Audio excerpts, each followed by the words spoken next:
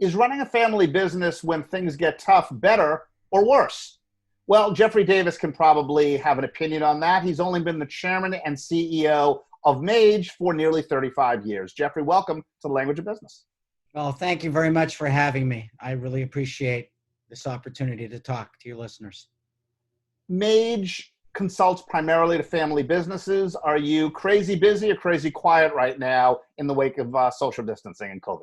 Well, I wouldn't say predominantly. We've probably dealt with over 200 family businesses and or let's say 300, but also 400 privately held businesses as well and nonprofits. But family business has always been a niche for the firm since our inception in 1985. So not predominantly, but this is an interesting economy for family businesses, just like any other business. And situations can create leadership or destroy leadership.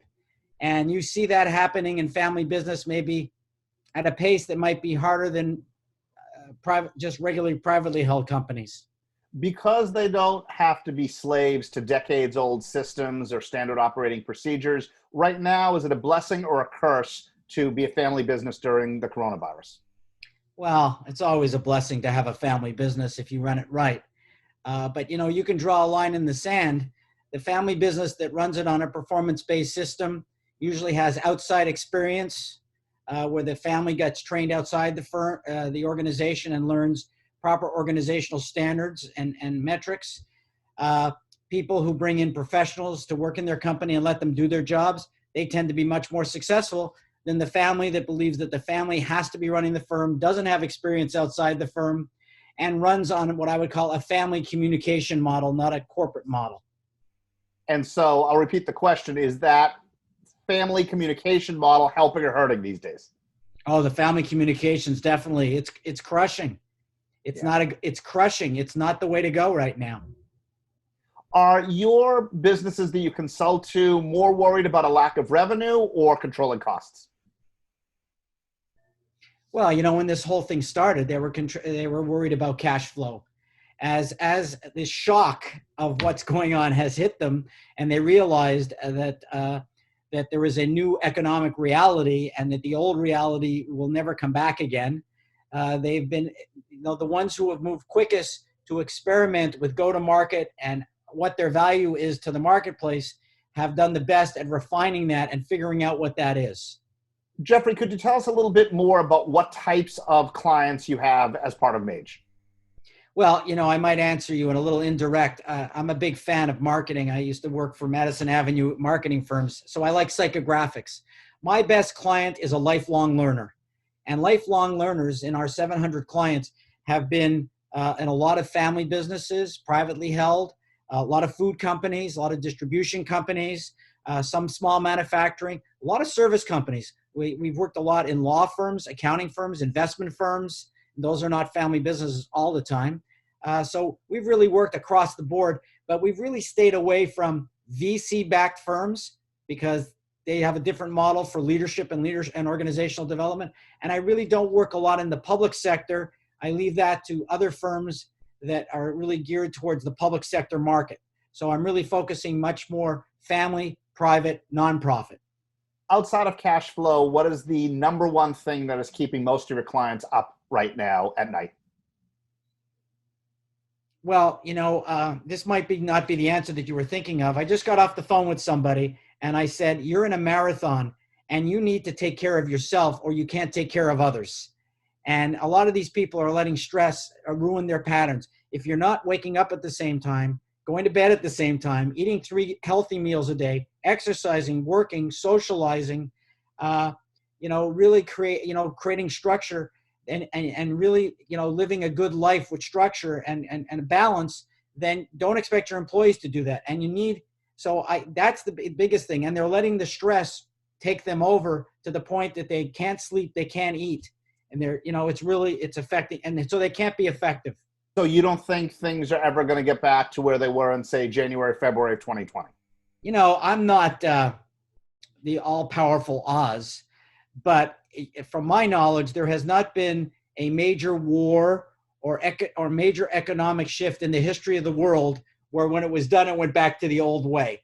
these major economic shifts and wars necessitates that we have to do things different when it's done. That's when we tend to have a lot of innovation and a lot of new startups and a lot of ways of doing business differently. So I don't see, going back to the old way as being practical at all.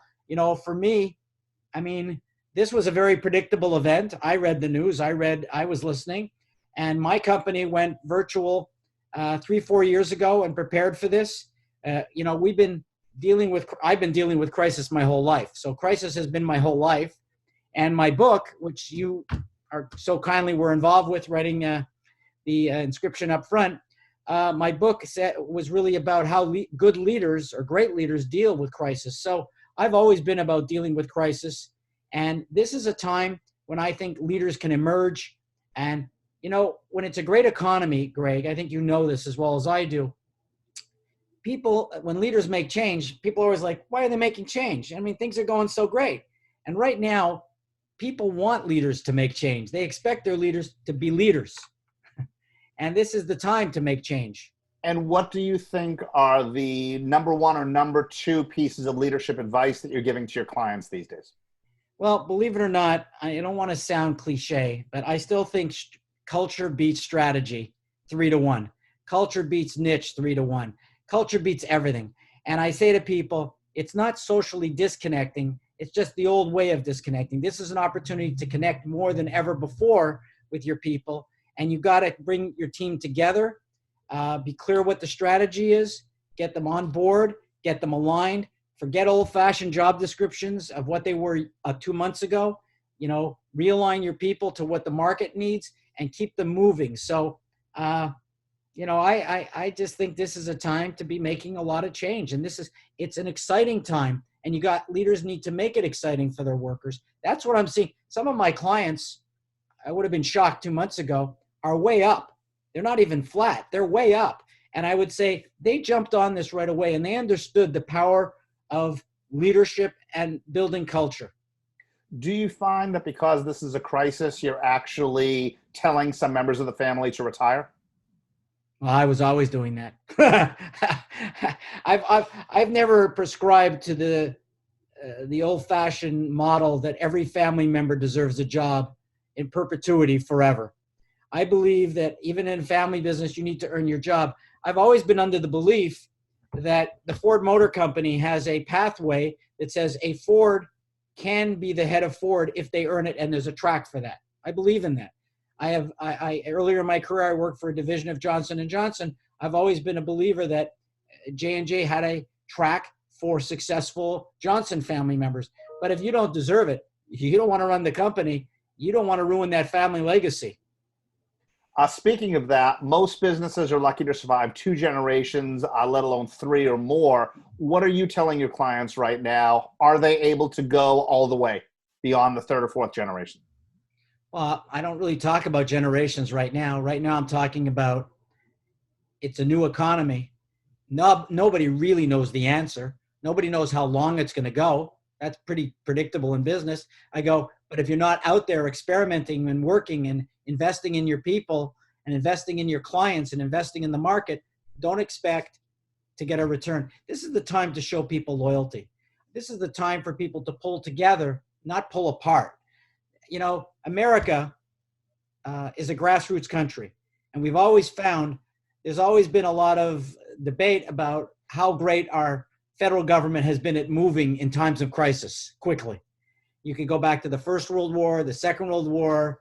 You can go back, you can go to Pearl Harbor. But America's got grassroots leadership. It always has. And a lot of that grassroots leadership comes from business, small businesses, family businesses. It's the American fabric. And I think that's where the leadership has to come from. We can't be sitting back. I love the stimulus package. I thought it was very innovative and it was great.